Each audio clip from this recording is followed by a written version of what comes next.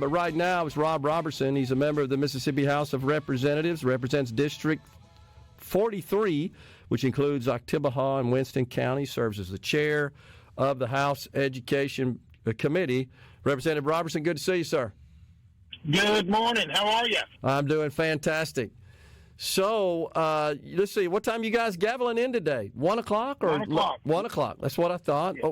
What do you expect? Of course, the House did not convene over the weekend. The Senate did. They I think, came in for a little while on Saturday. Of course, we're at the point of the session with sine die approaching this Sunday, April 5th, where you guys are trying to get the revenue and appropriations bills all squared away. And to the governor, where does that stand right now, to your knowledge? I think that we'll probably get it done this week. I think one of the things that the Speaker really wanted to emphasize is we've been here for 3 months. I mean, I don't know that being here on a Saturday and a Sunday it was going to do any more than being here on Monday, Tuesday, Wednesday, Thursday, and Friday. So I feel like he's just trying to send a message that we should be able to get these things done during the time that we have, and I do believe that we will. I do believe that in the past we've always had a conference weekend, but I think sometimes we need to look at ourselves and say, we should be able to get this done in a reasonable amount of time. Yeah.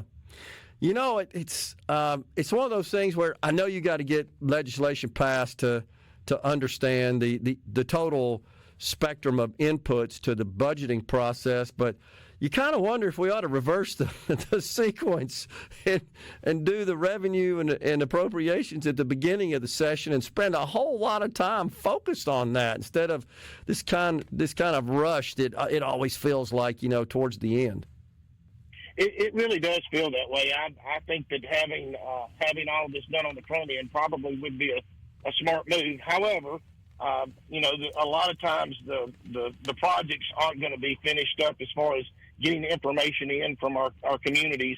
So a lot of people would probably like to keep it the way it is, but I think, frankly, doing it in the beginning, kind of knowing what your numbers are from the get-go would really be a lot easier than what we end up doing here at the end. Yeah, I agree. Give us an update from your perspective on education. You being the chair of the Education Committee, what were the accomplishments? Let's start with that.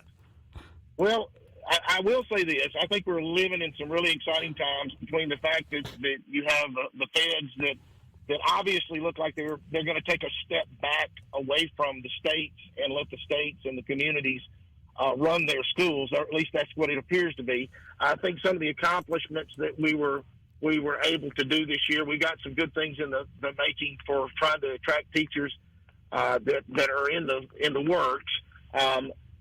Some of the things that I had pushed, or at least wanted to have conversations about, we didn't make the strides in those directions that I would have liked to have made. However, I do think that the Senate and the House are going to have some meetings this summer. We're going to talk about the Tim Tebow bill. We're going to hopefully talk about consolidation and some things that will help put our schools back in a place to where they're financially able to make it in the future. I do think we'll have some conversations about what school choice looks like for Mississippi. School choice is going to look a little different for every state that goes down that avenue, and I think for us it needs to look a little different too. So finding some agreement between the House and the Senate on those things, I think, will be a wonderful achievement for the summer. I'm not as optimistic about what we have accomplished for the 2025 session. However, that's just part of it. You can't expect to hit a home run every time you go up to bat. Yeah. What about our teacher pay, Representative Roberson? Are you concerned about that? I note that the neighboring states, of course, that we often compete with for teachers are busy increasing the pay for their teachers somewhat. Where do we stand relative to those adjacent states these days? Oh, goodness. Trying to run down the southeastern average is really like trying to chase down a moving target. And anytime we move, they move, and which is not a bad thing for teachers. I think that's a wonderful thing that we can do. I think over the course of the next couple of years, we will have to revisit these things and see where we are, see where we're going. I'll say the changing our retirement system has probably not been the most beneficial thing for attracting teachers or frankly, police officers or anybody else to the public service. But I think, to shore some of these things up, we had to do what we did this year. I do want to remind folks that we go back every year and we'll be able to look at these things and see how they're working and be able to maneuver with these things, whether that be an increase in pay for teachers or whether that be looking at our retirement system as to how that's working to attract people into the jobs and what that looks like long term. I can say that it's pretty obvious to me that the Tier 5 is a little less than what I would have liked it had been, but I think that everybody feels that way. And sometimes when you're trying to stay within a budget and you're trying to keep a system afloat, you have to make some pretty hard decisions. And I do appreciate what the members of the board for our retirement system, what they asked us to do, and those were some hard decisions, and we were able to do those this year. But I do want to remind everyone, we will be coming back every year looking at these things, and hopefully as things get better, we'll be able to make things better. Yeah, the Tier 5 situation is something that I've seen sort of mixed reviews on. Some are welcoming it as a way to at least begin the process of stabilizing the PERS program, and others are saying that this could be a significant hindrance in hiring new staff. It may be. There may very well be. I will say that the bulk of the officers that I've talked to or teachers that I've talked to, especially when they're young, the retirement system is not necessarily something that's first and foremost on their minds. They just want to be that profession in which they've chosen. Yeah. I would like to return to this as we are able to dig our way out of this proverbial hole that we're in and make certain that we're covering our retirees in the future. I do think that in the future we'll be able to do something better, but we're kind of in we're in the short run right now, and we've got to get some things fixed so that we can move forward. Yeah, and of course the Tier 5 creation with the governor's signature on HB1 last week, that is really the only action we've seen on the PERS program. Before you guys get out of there this year, do you expect perhaps another lump sum transfer to the fund? I think there's a possibility of a drop in there if we need to. I think that the speaker and the lieutenant governor have got to kind of come to terms with what we're going to do. I'm still like you. I wish we would have these conversations in January and February instead of waiting until the end of March and 1st of April to do this. But this is just a part of the process. Yeah. And I think we have to work with what we got sometimes. Yeah, you're right. Let's talk about we're up against a break. Can you hang around with us for another segment? We got about a couple of minutes left. We keep talking on the other side. Are you good? Yes, sir. Okay. School choice. Wanted to get back on that again. You have done an enormous amount of work in your chamber on this issue and been involved in authoring legislation. Anything from just basic open enrollment portability, public to public, all the way through universal school choice. But once again, we come away with drilling a dry hole here. What's the issue in the Senate, do you feel, that's precluding anything from happening there? I think a portion of this is that you have such an array of opinions and no one can come to a full understanding of what they want to move forward with. I think that's part of it. I have a tremendous amount of respect in my Dennis DeBar, my president on the other side. He's. I think a lot of times he and I agree on where we would like to go, and it's just hard to move a larger group of people in that direction, especially whenever you do have certain schools that are doing well, and no one wants to harm those. And then on the flip side of it, you have a local control on schools that aren't doing so well, and they don't want to lose control of that either. So there's this pushback from local districts as we move forward. Now, the funny thing is, whenever you ask a parent hey, are you in favor of choosing the school in which your child goes to? The vast majority of them say yes, that they would, they'd like to be able to do that. Yeah. But when, the devil's in the details. Hold your thought there, Rob. Hold your thought. We're taking a break. We'll come right back, continue the discussion. Thanks. Studio, we're visiting with Representative Rob Roberson. So let's continue that discussion, Rob. You were talking about your discussions with your counterpart, Senator Dennis DeBar, chairs the Senate Education Committee over on the Senate side. And while I don't expect you necessarily to comment, I mean, in my experience over the years, just advocating for various school choice measures, I don't think he's ever even brought one up in his committee. He generally just dispenses with them before they even get any discussion. It just doesn't feel like there's any interest over on the Senate side to really passing any form of school choice measures. I think on the outside looking in, it could look that way. I think that sometimes it comes down to whether or not the chairman thinks he can make any hay on the floor whenever he gets out there. Yeah. I do think that if we could have some meetings this summer and let us all sit down and look at what we think the numbers will be, where this will go, I think that would be easier for him to get his people online with what they want. I really do. I don't want to ever suggest that they're not looking at these things, because I do think that they're wanting to make everything better and move forward with a more of a progressive idea of what this will look like for the state. But on the same token, I mean, we are dealing with two different chambers. And my people are way more interested in flushing these types of things out than I think necessarily maybe the Senate may be. But that's sometimes they're ahead of something that we're not. So I don't want to put too much dispersion on that. Yeah, okay. All right, appreciate that. Fair enough. So let's talk about something you and I have discussed a couple of times down at the Capitol, and that's the notion of consolidation of school districts. You had a measure that I think would require that, and then that got somewhat amended to essentially just establish a task force to really dig into this situation. What are your thoughts on that? Where do we stand? I think that we're the task force itself is dead just because of the bills that died. Yeah. However, we don't have to have a task force to go look at this stuff. I've actually got MDE to start pulling some information for us to see what this looks like across the state. I do think we need the numbers. We need to know how many of these schools are doing well, how many of these schools are not doing well. What is the population? You cannot run a school district on 500 to 1,000 kids. You just can't.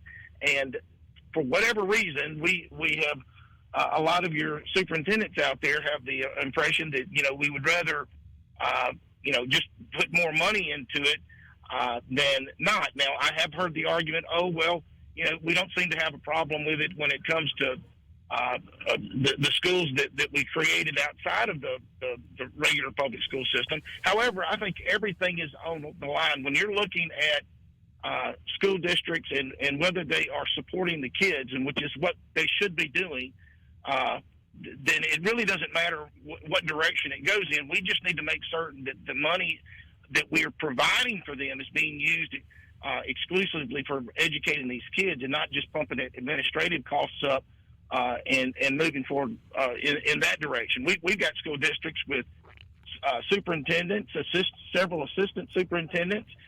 Then we have principals and assistant principals. And by the time you spend all this money in a school district, especially if it's a really small school district, you haven't done anything that's going to create anything but jobs for the adults, but we're not educating these kids the way we should. So I think getting these numbers from MDE, getting some help learning what this looks like, and I would love to see us go to 82 districts, but if we only get to 100 districts, I'm going to say that's a success. We just got to keep whittling these things down until we have something that works for the state. Whenever you look at other states and the superintendents they have, they can cover 10,000 kids in one district. We seem to have a hard time if it gets over 3,000 or 4,000 kids. We seem to need more and more and more administrative cost, and I think that's something we should be pushing back on a little bit. Yeah. Well, I know the speakers seem to be pretty excited about such a project, but it just kind of fizzled out. Nothing happened, and I think I can honestly speak for a large number of Mississippians who believe that we have excess cost associated with administration of education in the state, and an outsized amount of dollars flow into administration and not going directly into the classroom. I think that's a fair assessment, and I think the good superintendents out there would agree with that. I spoke with a group of superintendents last week, and these are some of the best for the state, and they didn't disagree that some of this didn't need to be looked at. They're a little nervous when we talk about consolidation or when you talk about school choice. However, they're thoughtful people too, and I think when it's all said and done, a lot of your professionals in that world, especially the really good ones, I think they're excited about moving forward in the challenges that are to come. They didn't become superintendents because they were. I really do believe the good ones are looking for a challenge, and these are challenging times if you're in that world, and it's an opportunity for these people to leave their mark.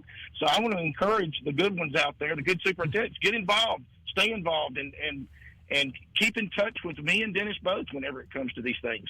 Yeah. The lieutenant governor is also a person, of course, who has very strong control over the Senate, which is the way our system works. I'm not saying that he's unique in that respect. You've been around the building long enough to know that. That's how it works. That's right. Right? Yeah. I mean, plus he's elected, so he's not subject to being elected by his membership there in the Senate. He's elected by the people at large.